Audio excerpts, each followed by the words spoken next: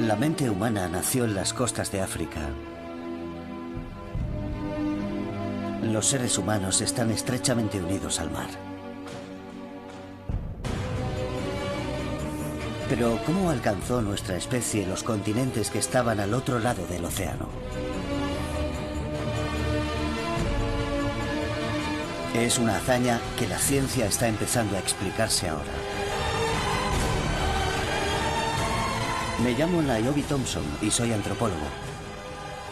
Quiero averiguar cómo consiguieron nuestros ancestros dominar los océanos. Os invito a acompañarme en este viaje a través de los mares para descubrir otro de los milagros de nuestra especie.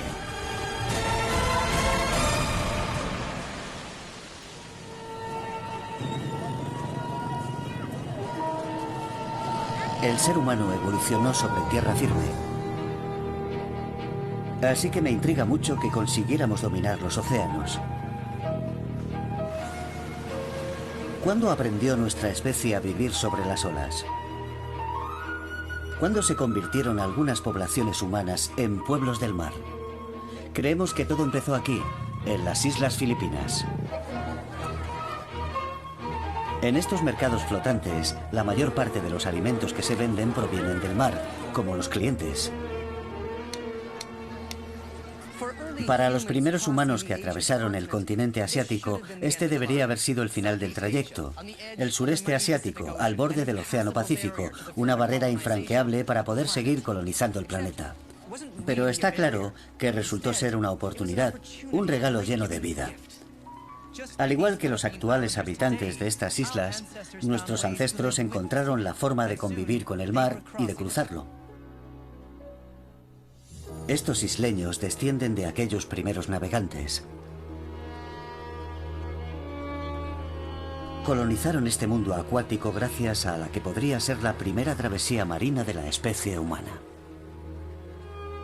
El agua de los océanos de todo el planeta estaba congelada hasta tal punto que el nivel del mar se situó 120 metros por debajo del actual. Eso significa que se podía ir andando desde Sumatra hasta Java Oriental. Había canales de agua de unos 30 o 40 metros de ancho. Los primeros viajes por el mar se produjeron hace tanto tiempo que solo tenemos una vaga noción sobre cómo lo hicieron. Desde la perspectiva actual, es difícil imaginar cómo lo harían. ¿Nadando? Es poco probable. Uno no se lanza a nadar 40 kilómetros con la familia, las figuras de piedra, los cuchillos, el arco, las flechas y demás. No puede ser. Tendrían algún tipo de embarcación. ¿Cómo cruzaron las olas los navegantes primitivos? No hay evidencias arqueológicas de los primeros barcos, pero hay un lugar en el que podemos encontrar alguna pista. Papúa Nueva Guinea, la mayor isla tropical del mundo. El ser humano llegó a sus costas hace al menos 50.000 años. La riqueza de las culturas que allí habitan nos abre una ventana al pasado. El inmenso río Sepik baña este frondoso paraje tropical. Los habitantes de esta región se mueven en canoas por este laberinto de arroyos y pantanos. En este mundo acuático, el animal más peligroso es el cocodrilo.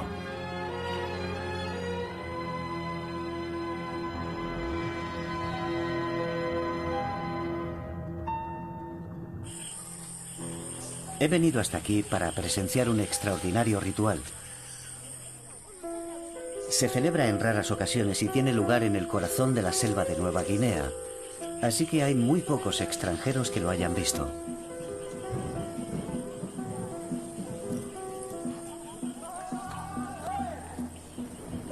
Dirigidos por el chamán, estos guerreros danzan para despertar al espíritu del cocodrilo. Los jóvenes se hacen hombres. Es un rito de iniciación.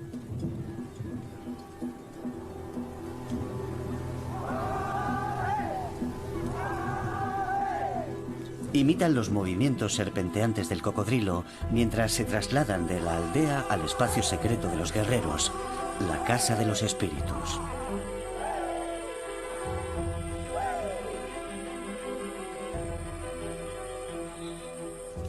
En las casas cercanas, las familias se despiden de sus hijos. Dustin tiene 15 años. Aquí se le considera un niño todavía. Vive en el mundo de las mujeres, en tierra firme, junto a la aldea. Su padre murió cuando él tenía 7 años. Era muy pequeño, demasiado pequeño. Está preocupado por lo que va a pasar mañana. Todavía no sabe nada. Mañana se llevará una buena sorpresa. Es la ceremonia de iniciación. Todos los chicos pasan por ella. La ceremonia del cocodrilo pervivirá hasta que la tierra desaparezca. En Yamok, un hombre debe conocer los ríos. Debe ser mitad hombre, mitad cocodrilo.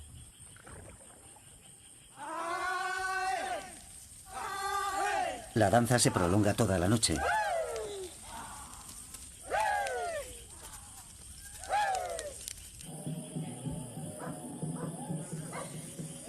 Dustin se ha levantado antes del amanecer.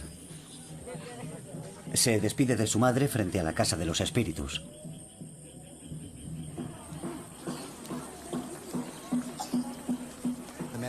Llevan toda la noche bailando. Los jóvenes están listos para entrar en el recinto, pero tienen que pelear para ganárselo. Los hombres entran primero y los chicos detrás.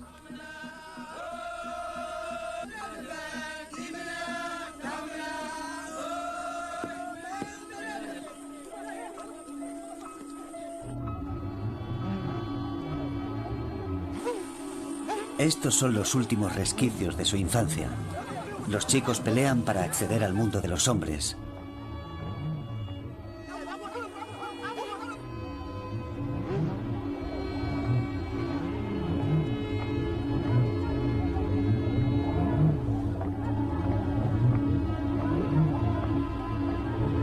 Pero esta no es más que una de las pruebas que tendrán que superar.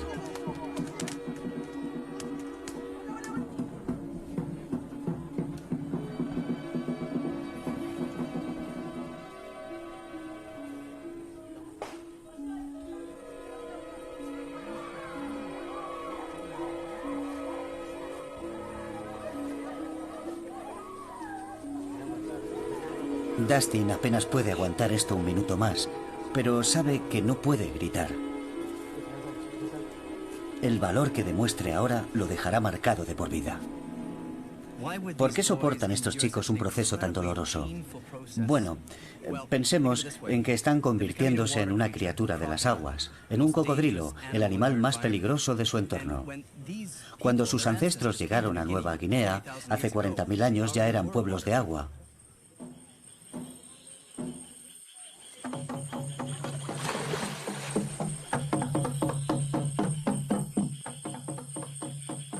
Ahora los jóvenes descansarán y esperarán a que las marcas se curen durante 3 meses.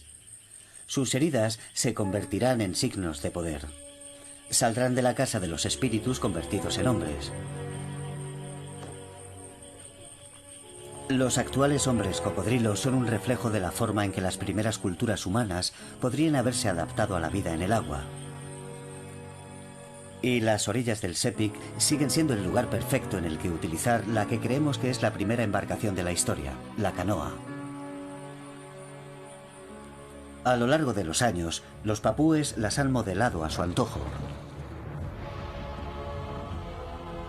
Las de guerra son extremadamente largas y rápidas.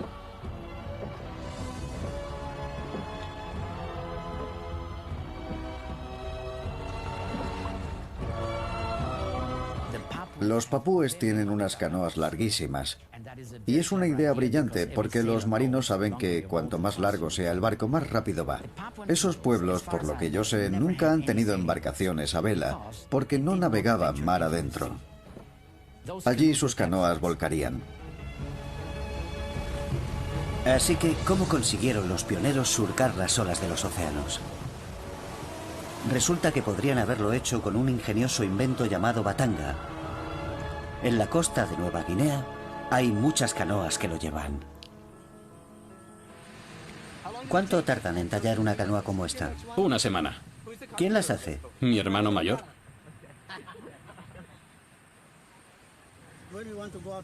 Cuando queremos salir al mar a pescar, ponemos la batanga.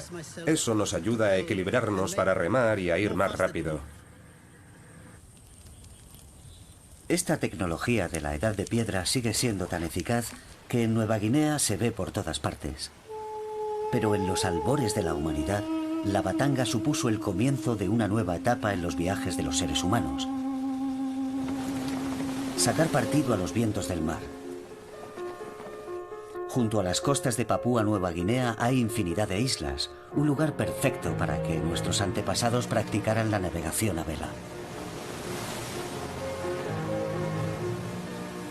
Las islas de Nueva Guinea, el archipiélago de Bismarck y el de las Islas Salomón están en una zona en la que no suele haber tifones ni ciclones.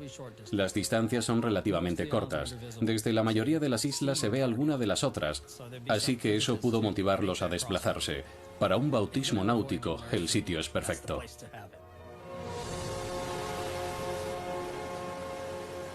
La navegación a vela evolucionó entre las islas de los pueblos austronesios. Y en el viaje de la humanidad llegaría un momento en el que tendrían que poner a prueba las habilidades adquiridas, porque el océano que les esperaba era muy distinto a esos mares.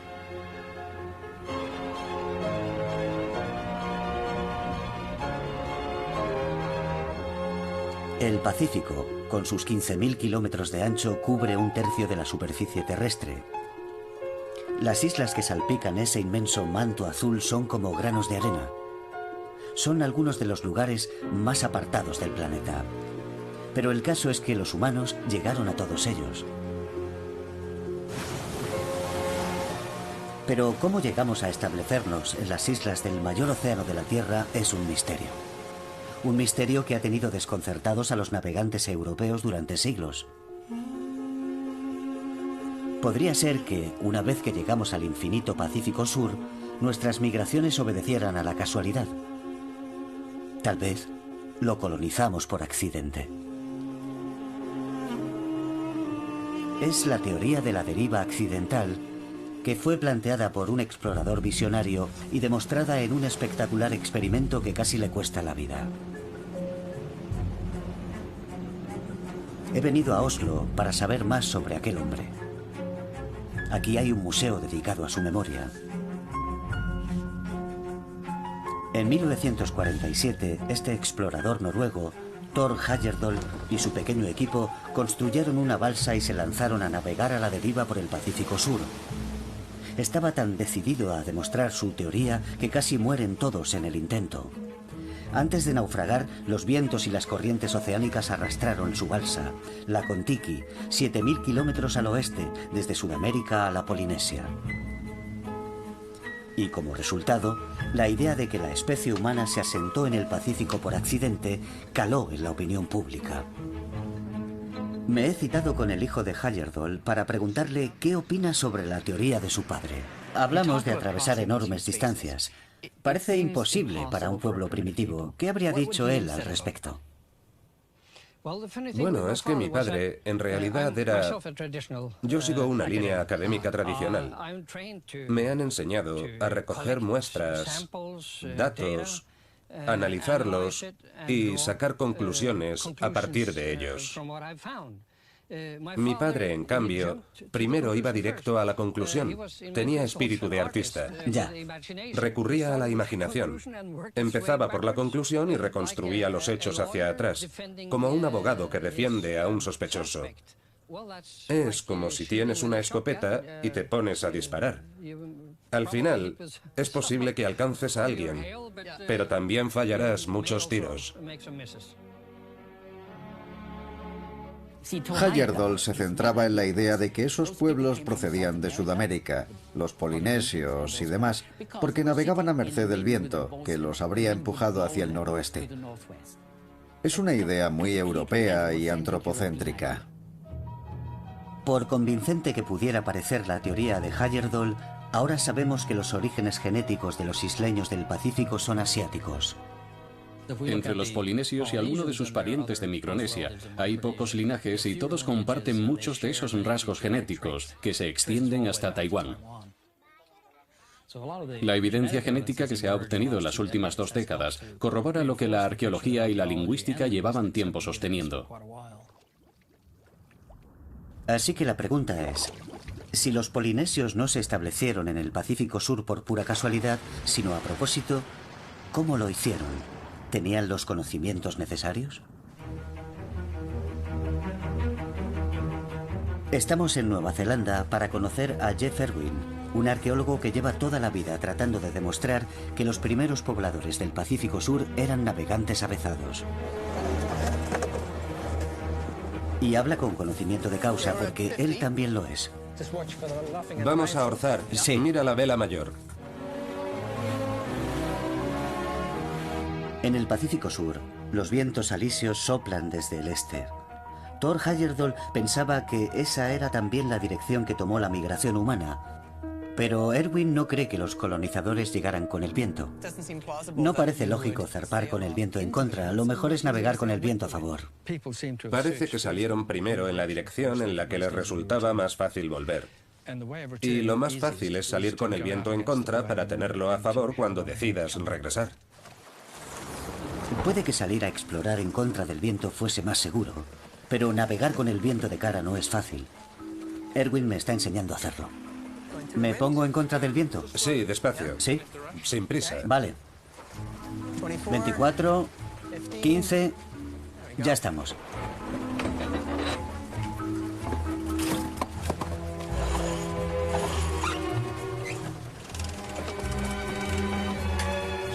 No ibas a ganar muchas carreras con esa bordada. Somos un equipo de televisión, no de regatas.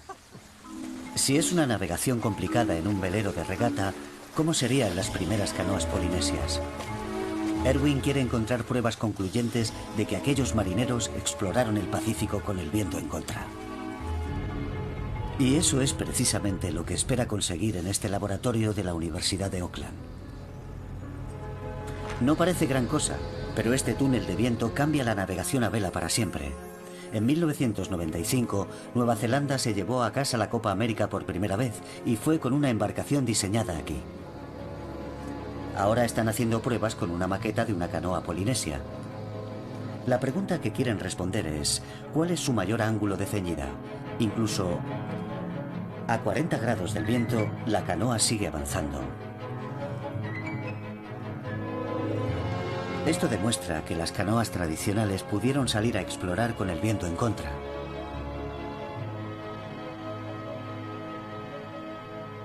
Ya sabemos que los polinesios tenían los barcos adecuados, pero ¿sabían navegar en mar abierto?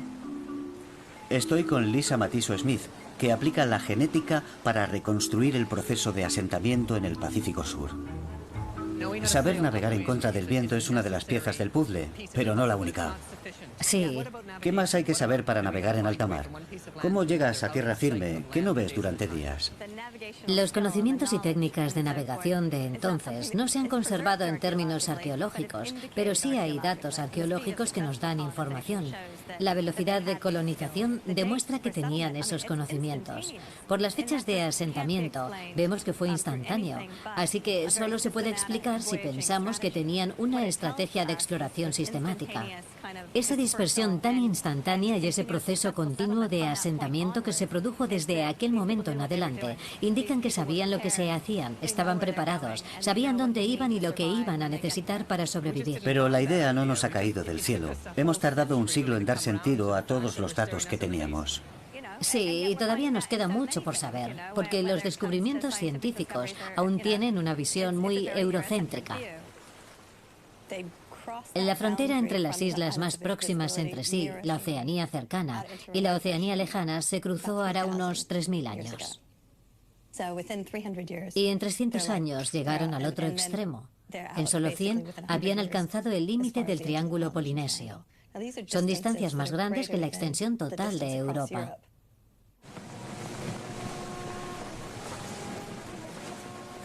La colonización del Pacífico es un hito al que no se le da la importancia que realmente tiene en cuanto al ingenio que aquellas poblaciones tenían hace miles de años. Lo que lograron fue asombroso. El Homo sapiens es un loco. Hace cosas que parecen imposibles. Y la migración al Pacífico es una de esas cosas. Navegaban en contra del viento. Durante 2/3 del año, tienes el monzón del sudeste que sopla hacia el noroeste a la contra. Y aún así lo hicieron. Ya que el Pacífico lo colonizaron unos maestros de la navegación primitiva, ¿seguirá viendo personas con esa destreza?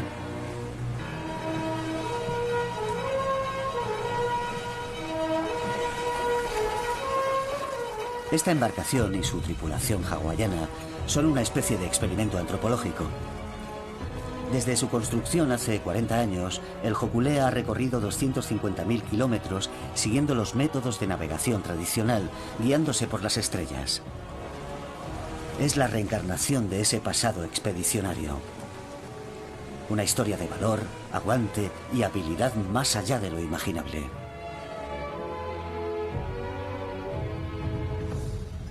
Cuando la especie humana llegó a Hawái, encontró un paraíso tropical.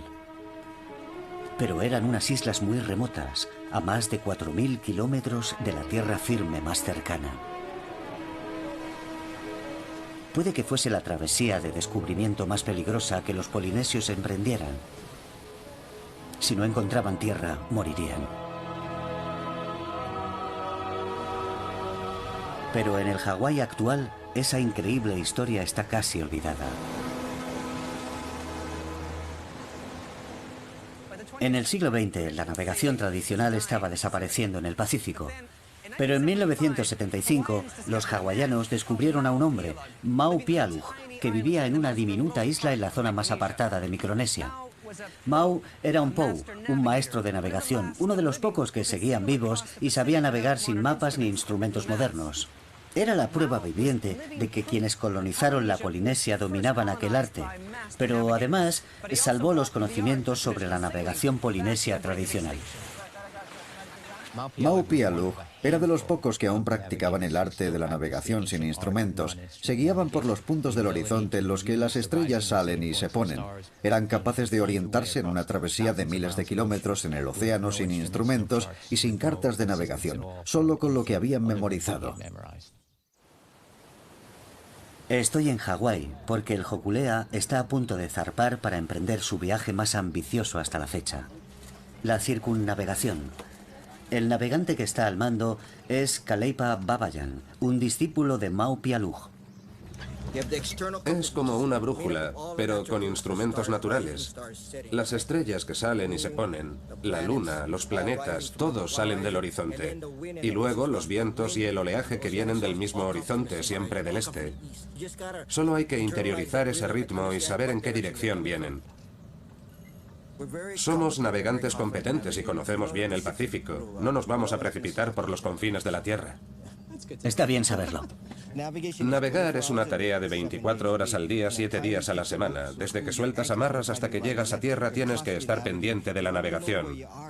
Solo sabes dónde estás si memorizas el recorrido de la canoa. Hay que interiorizar el reloj del universo. Los pueblos oceánicos no descubrimos las islas por accidente. El océano era su hogar. Abandonaron las costas y descubrieron las estrellas. La tripulación de Kaleipa va a vivir en esta cubierta durante meses. No solo están preparando la embarcación, también se están preparando ellos. Navegar en una canoa polinesia desde Hawái a Tahití sigue siendo tan difícil ahora como lo fue hace un milenio. El océano no ha cambiado y va a exigir al Hokulea y a su tripulación hasta su último esfuerzo.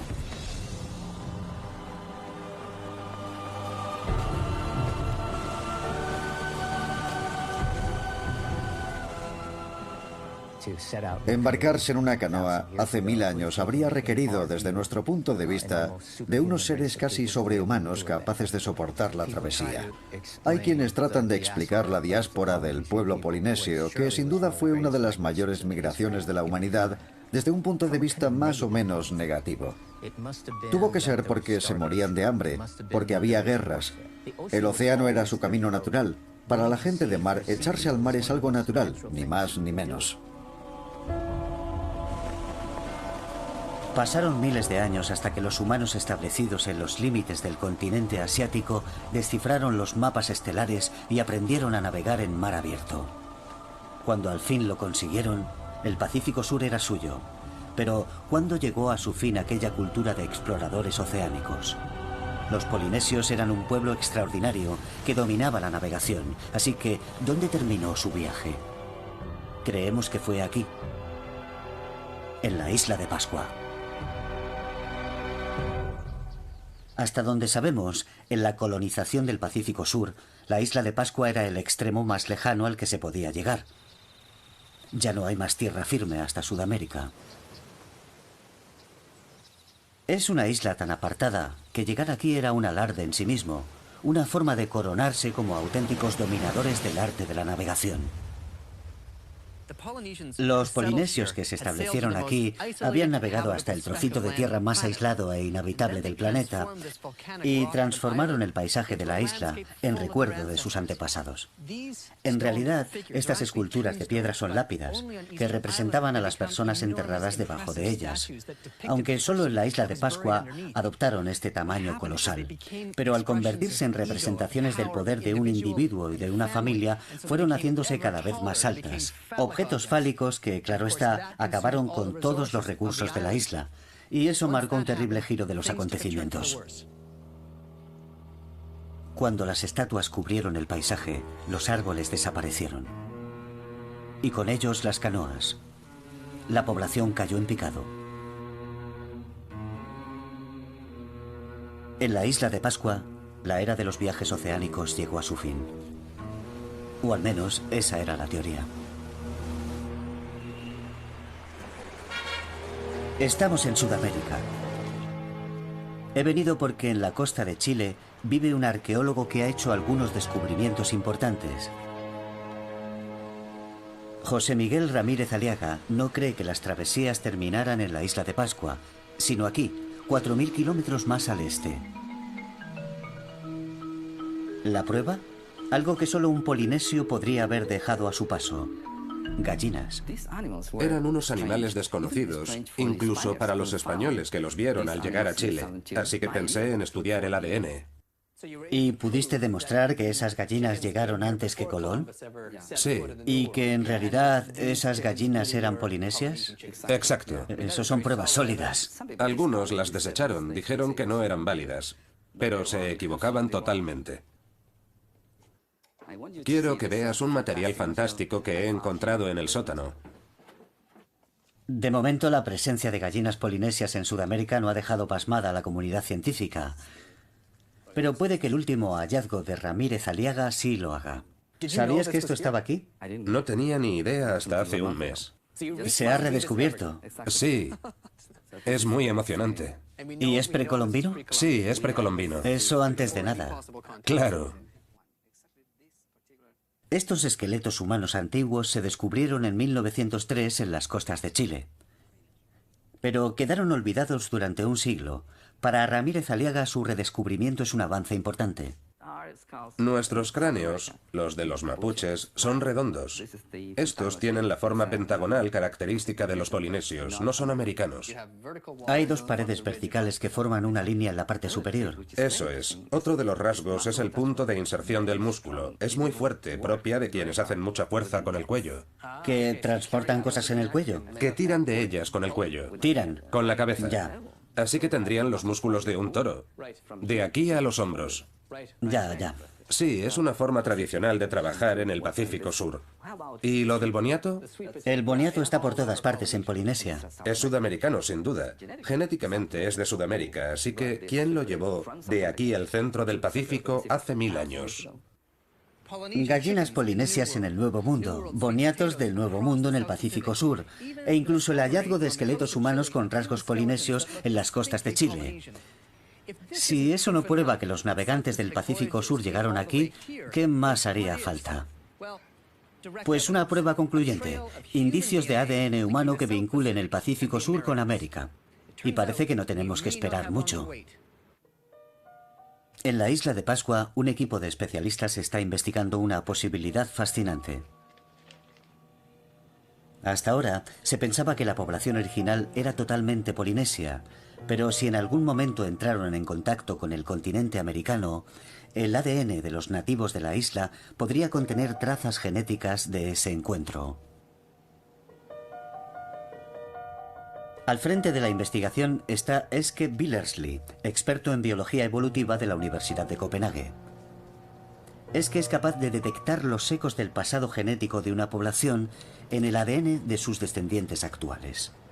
Está analizando muestras de pascuenses contemporáneos en busca de algún indicio genético que demuestre que sus antepasados llegaron a América, una prueba del contacto entre ambas culturas.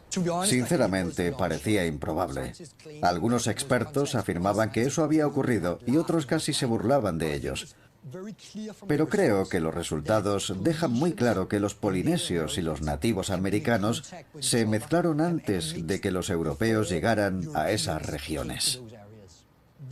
Aquellas poblaciones tenían mucha más movilidad y se produjeron encuentros entre ellas mucho más atrás en el tiempo. Los resultados son clarísimos y hay que aceptar que de algún modo llegaron hasta allí. Lo que Eske ha demostrado con su investigación es que mucho antes de la travesía de Cristóbal Colón existió una cultura de expedicionarios que consiguió llegar hasta el continente americano. La colonización del Pacífico Sur fue un hito asombroso, pero mucho antes se habían producido otras migraciones. Cuando los polinesios desembarcaron en Sudamérica, el territorio ya estaba poblado. No eran tierras vírgenes, sino el hogar de civilizaciones antiguas. Los ancestros de los nativos americanos estaban asentados en el Nuevo Mundo desde la Edad de Hielo. Pero ¿de dónde habían venido? ¿Cómo hicieron aquel viaje? Hace 20.000 años, la última glaciación hizo descender el nivel del mar al quedar el agua atrapada en inmensos glaciares. Como la superficie de los océanos se redujo, dejó al descubierto un puente de tierra hacia el Nuevo Mundo. Lo conocemos como Beringia. Hay pruebas genéticas que sugieren que los ancestros de los nativos americanos procedían de algún punto de Asia, puede que de Siberia, pero no se sabe con certeza. En Beringia no se han encontrado rastros humanos de ningún tipo, así que, ¿cuál fue el hogar primitivo de los primeros pueblos de América? Vuelve a ser Eske Willerslev quien está tratando de resolver el misterio. Ha viajado hasta Rusia en busca de pistas. Eske ha trabado amistad con un arqueólogo de San Petersburgo, la persona que tiene acceso a una de las mayores colecciones de restos humanos antiguos del mundo entero. ¿Esto es un pelo? ¿Qué hay aquí? Vaya, ¿es pelo humano? No lo sé. Tendrás que decírmelo tú. Claro. Los rusos han pasado más de un siglo encontrando esqueletos antiguos en Siberia, pero la mayor parte de ese tiempo lo han pasado aislados tras el telón de acero. Rusia es increíble. ¡Qué material! ¿Cómo no he venido antes? Todo lo que uno sueña conseguir, lo que yo llevaba años soñando con conseguir. Cada cosa que han encontrado podría destapar algo que nos sorprenda. Lo que deberíamos hacer, si os parece bien, es llevarnos algunos huesos compactos, el diente y algunos cabellos. Sí, sí, claro. Con los huesos de Siberia, el laboratorio de Eske es capaz de secuenciar genomas de ambos lados del puente de Beringia. El análisis confirma lo que se sospechaba. El territorio originario de los nativos americanos fue Siberia. Pero, sorprendentemente, aquellos antiguos habitantes de Siberia también migraron a Europa. Es flipante. ¿Quién iba a pensar que alguien que se parecía tanto a nosotros, que podríamos decir que era una especie de protoeuropeo, aportó un tercio del genoma de los nativos americanos? Al principio pensé que era un problema de contaminación, porque no me lo esperaba en absoluto. Es que nos dice lo poco que sabemos sobre cualquier cosa. Creo que según vayamos obteniendo más datos, veremos que la especie humana era capaz de más cosas de las que pensábamos. Los humanos nacidos en África se estaban adaptando a la vida en el Ártico. Y el Ártico era la puerta al continente americano.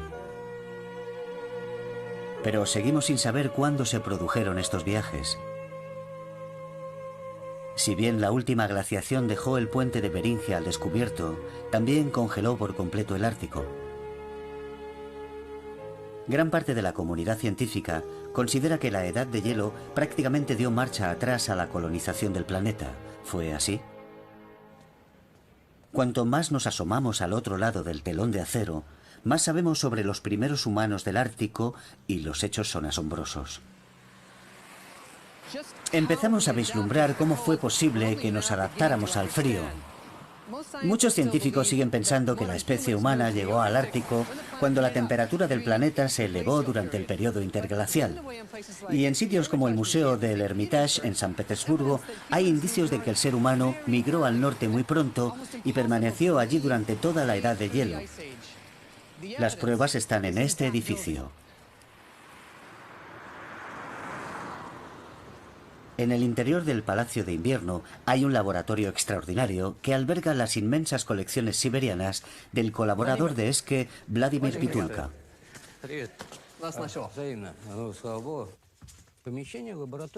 Estos sótanos están repletos de hallazgos procedentes de las primeras culturas árticas. Hasta ahora, los especialistas occidentales apenas sabían que existían. Estos artefactos, que se han conservado en el permafrost, pertenecen a las culturas árticas humanas más antiguas. Increíble, es increíble. Pero lo más sorprendente es lo que Pitulka me cuenta a continuación. Me has comentado que crees que las poblaciones permanecieron en el norte durante la época glacial. Sí, eso es. Estoy totalmente convencido de que aquí había gente viviendo hace 24.000 años. Es decir, antes de que se produjera la última glaciación. ¿Y entonces qué fue lo que pasó? Porque siempre hemos pensado que se habían ido de estos territorios. ¿Pero por qué? ¿Por qué se iban a ir? Por el frío. ¡Qué tontería! Puede que hiciera más frío y que la vida fuera algo menos cómoda. ¿Había algo que comer? Había muchos animales aquí durante la glaciación. Se quedaron los mamuts, los caballos salvajes, los renos y todos los depredadores que los cazaban. Había comida en abundancia. El Ártico nunca se llegó a congelar por completo. Eso es lo que no hemos entendido entonces. Fue así, como te digo. Si Pitulka está en lo cierto, ni siquiera la edad de hielo detuvo nuestro avance por el planeta. Para una especie nacida en África, la adaptación al Ártico fue un logro impresionante. Y sería la clave para llegar hasta la otra mitad del mundo. América.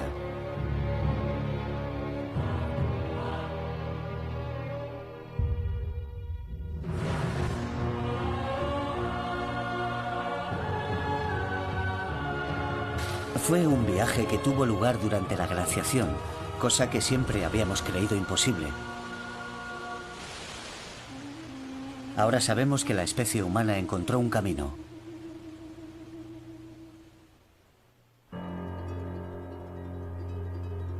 El estrecho de Bering. Hubo un tiempo en el que aquí estuvo el puente de tierra de Beringia. Hoy es una parte de Rusia tan aislada que solo puedo llegar en avioneta desde Alaska.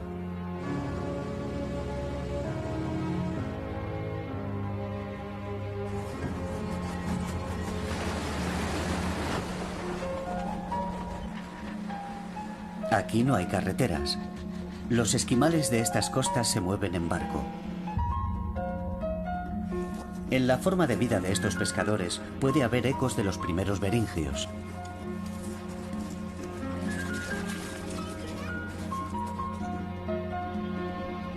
He venido con la intención de presenciar una de las tradiciones de caza más extraordinarias de la región del Ártico.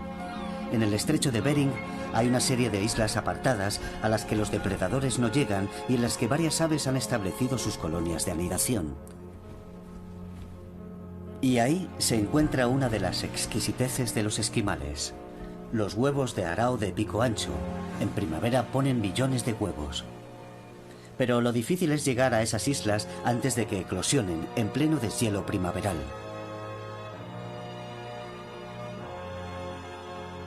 Cuando el hielo empieza a resquebrajarse, es imposible navegar, salvo a la manera tradicional, en un umiak de piel, lo suficientemente liviano para transportarlo sobre el hielo.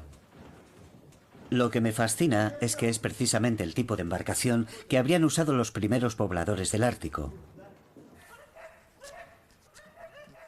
Este es Kolya, es quien sale en busca de los nidos, pero primero tenemos que terminar la barca.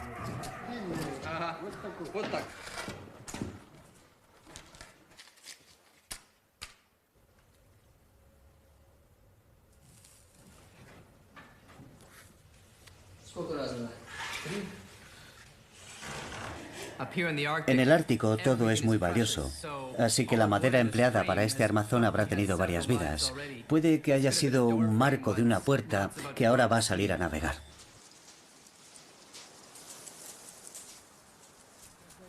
Cuando el armazón está listo, se cubre con una piel de morsa, tan curtida que es casi transparente.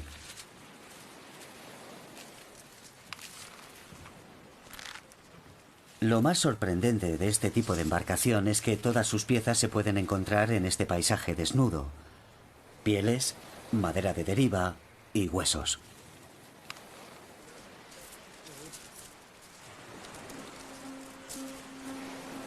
Estamos a finales de junio. Ha llegado el momento.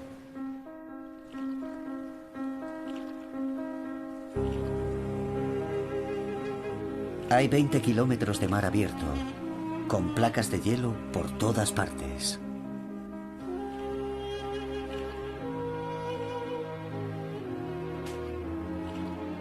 Con un barco de metal estaríamos perdidos.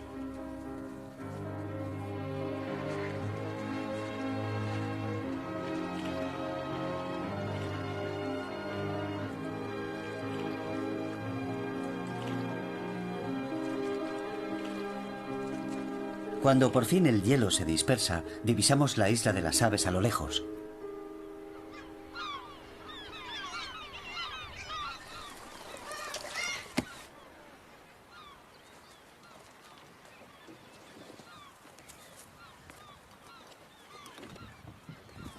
La escalada a la cima es extenuante, pero la vista desde arriba es totalmente sobrecogedora. A tanta altura no estoy dispuesto a correr riesgos.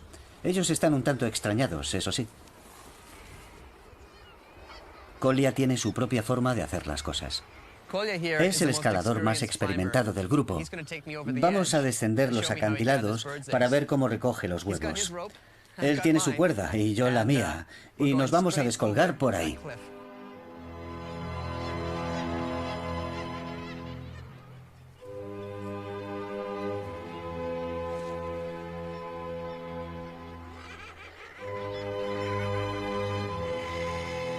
Allá voy.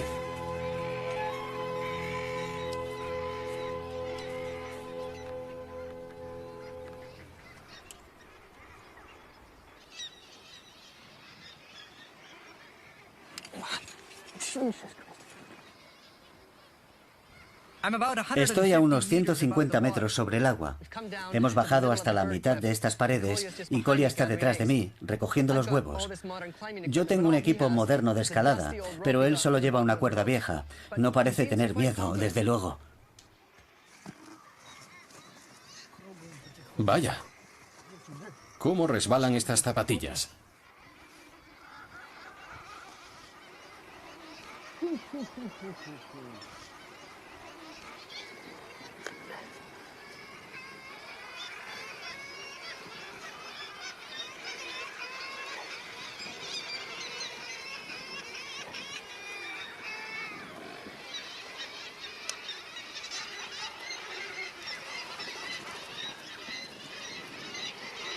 Kolya sabe que los araos van a poner más huevos para reemplazar los que se está llevando.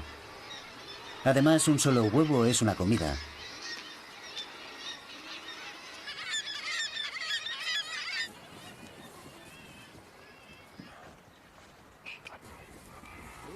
Estos hombres hacen esta incursión una vez al año. Y Kolya no tiene intención de dejar de hacerlo mientras su cuerpo se lo permita. Al atardecer, la caja está llena. Ha llegado el momento de comer algo. Algunos de los huevos ya tienen polluelos, así que casi no llegamos a tiempo. Aunque para ellos no es más que un tipo de carne.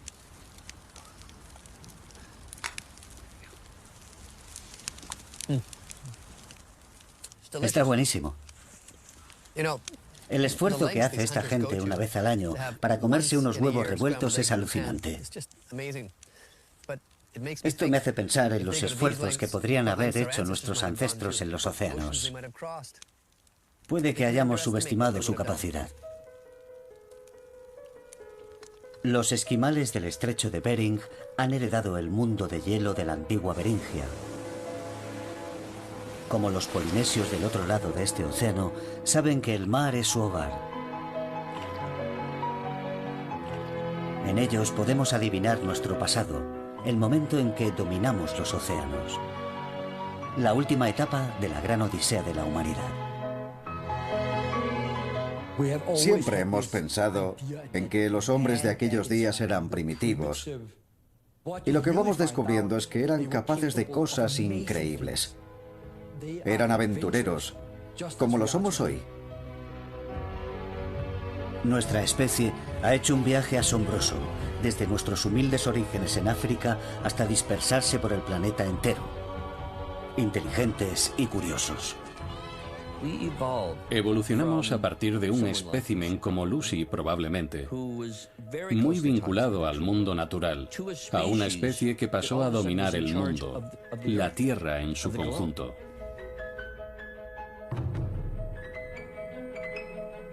Un mundo cambiante que nos hizo ser como somos.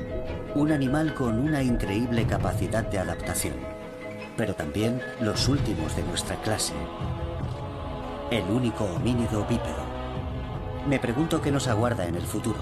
Nuestro extraordinario intelecto nos ha traído hasta aquí, pero ¿seremos lo bastante inteligentes como para adaptarnos a los cambios que se avecinen? ¿O nuestra línea evolutiva se extinguirá con nosotros? No somos indestructibles. Hay especies que no sobreviven. Somos la primera especie que es consciente de la posibilidad de su propia extinción. Sin ingenio y recursos mueres. Somos el ser más adaptable del planeta. Podemos meternos en un cohete e ir al espacio. Tenemos una capacidad de adaptación asombrosa.